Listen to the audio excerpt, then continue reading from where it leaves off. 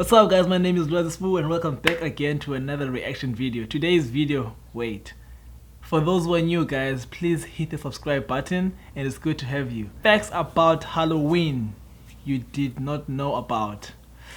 Wow. Okay, Halloween was always a scary thing, monsters, and it's just confusing me.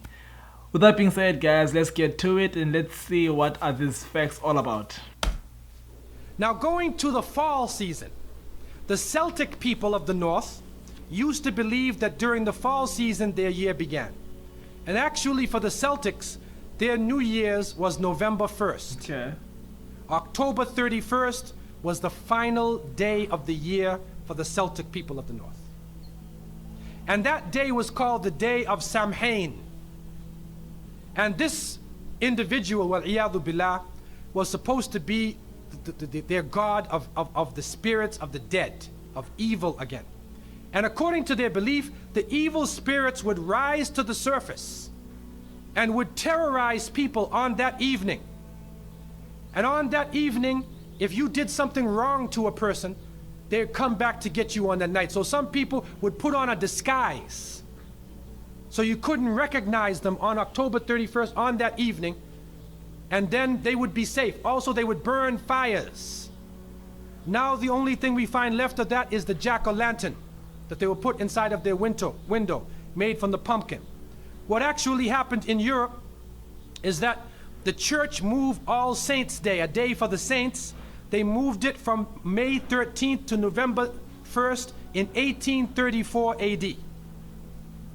And so what they said was that the 31st night is All Hallows Evening.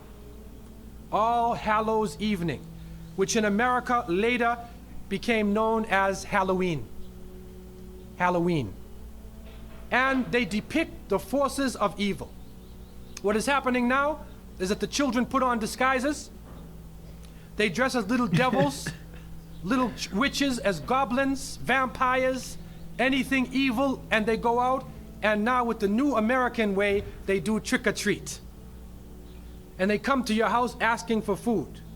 Do they do that here in Miami? Trick-or-treat. They knock on your door in their disguise. And some Muslims, thinking they want to be Americans, or they want to be Canadians, they send their little children, and they're in little disguises. So what are you going to dress them as? A little angel?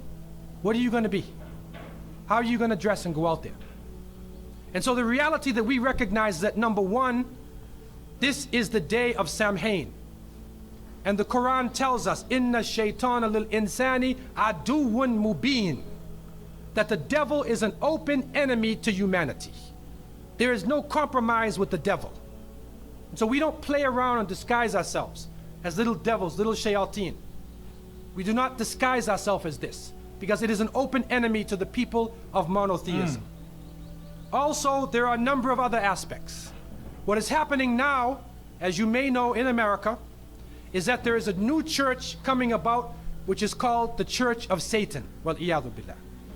And in the 60s in San Francisco, the church was initiated. And right now in the American army, if you are Jewish and you die, they bring you a rabbi. If you're a Muslim, they'll bring you an imam. If you're Christian, they'll bring you a priest or a minister. If you're registered as part of the Church of Satan, they bring you a priest from the Church of Satan. A'udhu billahi minash shaitanir rajim. And he is performing these rites and rituals, calling on the devil to accept his initiate. And so this is growing in this society. And they actually did a couple movies. They did this Rosemary's Baby.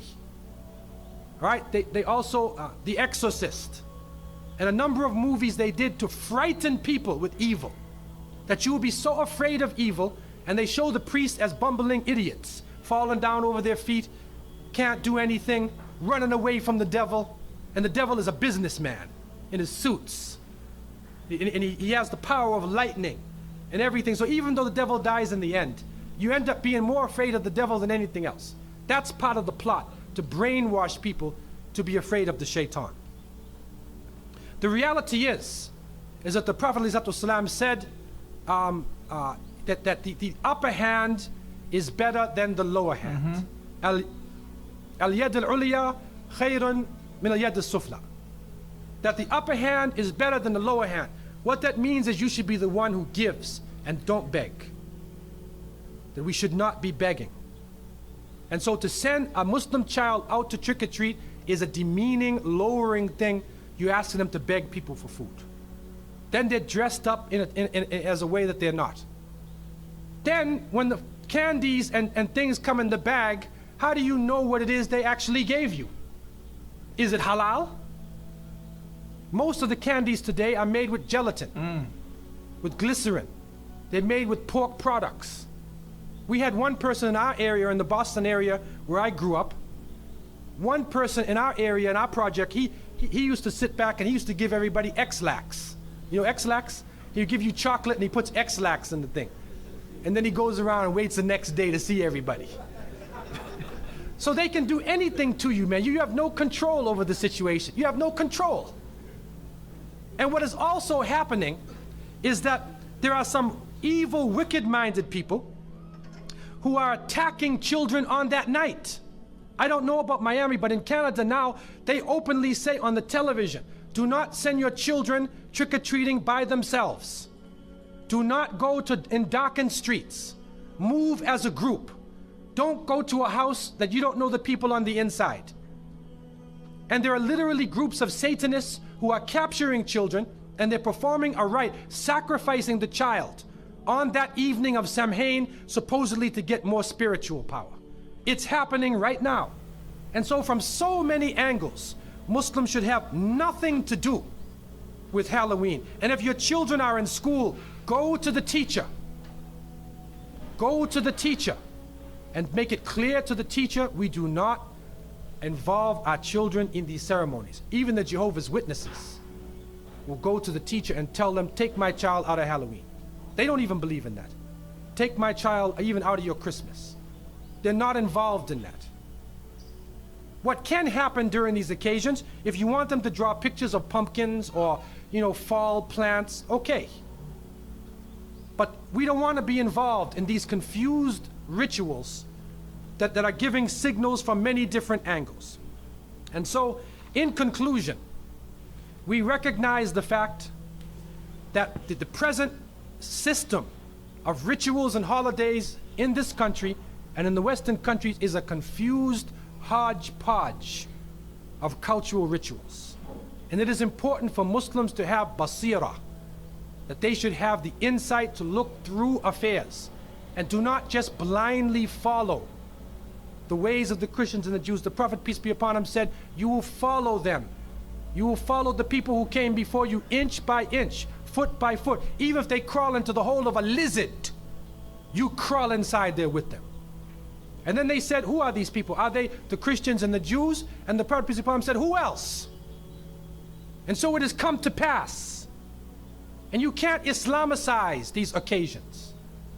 You can't use Arabic names and Islamic symbols to make it halal. We have to take a stand. And secondly, it is important for Muslims to cherish their own holidays. When the Eid al-Fitr comes, take the day off. There are some Muslims who go to work on Eid. They go to Eid prayer and they go to work. So what happens to your children?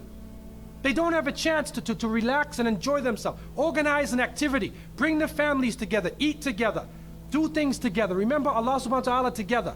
Make it a happy occasion for them. They will remember their Eids. Eid al-Fitr, Eid al-Adha.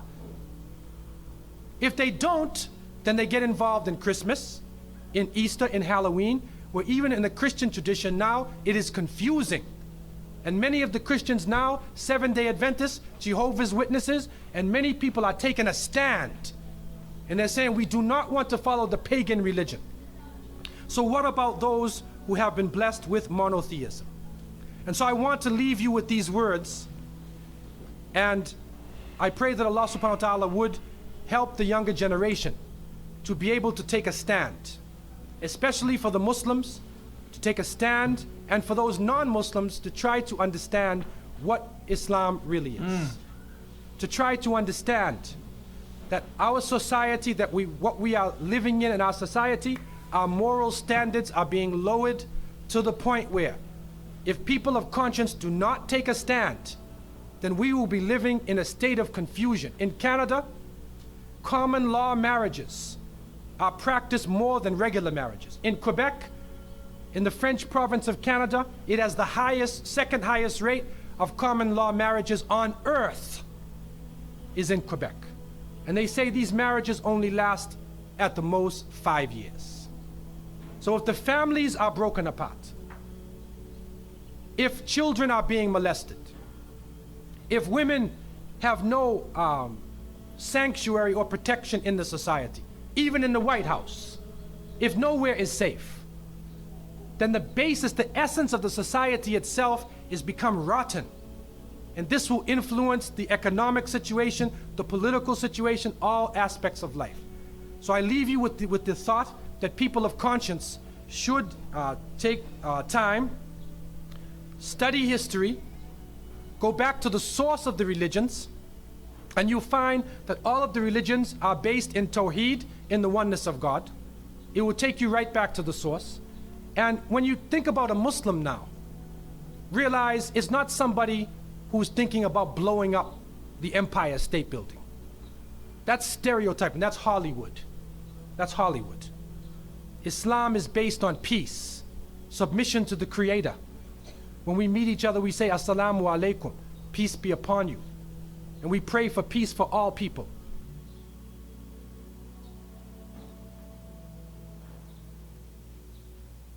Oh yes guys, like these facts are really on point. Growing up, I never used to celebrate Halloween. My family doesn't believe in Halloween.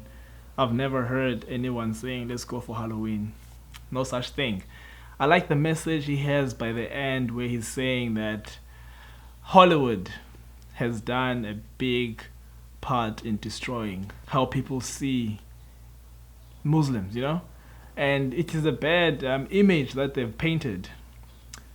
I like how he's saying that you should go back and study and see the beginnings of the religions. It is the oneness of God, so people should not have stereotypes, and people should actually open up their minds and think for themselves, you know, and do more research and study for themselves. Self-study. Study for yourself. Like, don't believe what everyone tells you. Just go and do your own research. Very powerful video, guys. I'll leave the link down below. And please tell me what videos you'd like me to react to. With that being said, guys, thank you for watching, and I'll see you on the next video.